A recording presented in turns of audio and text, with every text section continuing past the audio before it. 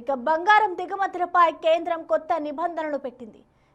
డీజీఎఫ్ఐటీ నుంచి కీలక public notification విడుదల చేసింది.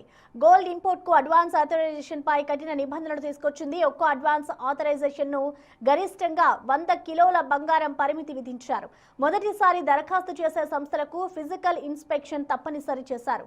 తయారీ యూనిట్ సామర్థ్యాన్ని స్వయంగా పరిశీలిస్తారు అధికారులు. ఎగుమతుల పనితీరు ఆధారంగానే తదుపరి గోల్డ్ దిగుమతి అనుమతులు ఇస్తారు. 50% ఎగుమతి బాధ్యత నెరవేర్చితేనే కొత్త అనుమతులు మంజూరవుతాయి.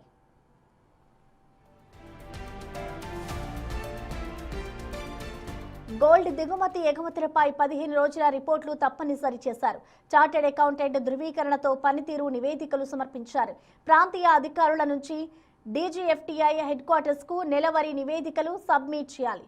గోల్డ్ ట్రేడ్ పై కేంద్రం కఠిన పర్యవేక్షణ ప్రారంభమవుతుంది. బంగారం దిగుమతులపై మానిటరింగ్ మరింత కట్టుదిట్టం చేశారు. విదేశీ మారక నిల్వల రక్షణ కోసమే కొత్త నిబంధనల అన్న ప్రశ్నకు ఆస్కారం ఏర్పడుతోంది. జ్యువెలరీ పరిశ్రమపై కొత్త గైడ్ లైన్స్ ప్రభావం ఏంటన్న చర్చ మొదలైంది. ఇక గోల్డ్ దిగుమతుల్లో పారదర్శకత పెంచేందుకే కేంద్రం ఈ చర్యలు చేపట్టినట్లుగా తెలుస్తోంది. డీజీఎఫ్టీఐ తాజా నిర్ణయాలతో బులియన్ మార్కెట్లో చర్చ మొదలైంది. గోల్డ్ ఇంపోర్ట్ పాలసీలో కీలక మార్పులు అమల్లోకి వచ్చేలా ఉన్నాయి. కేంద్రం కొత్త రూల్స్ తో బంగారం వ్యాపారుల్లో టెన్షన్ మొదలైంది.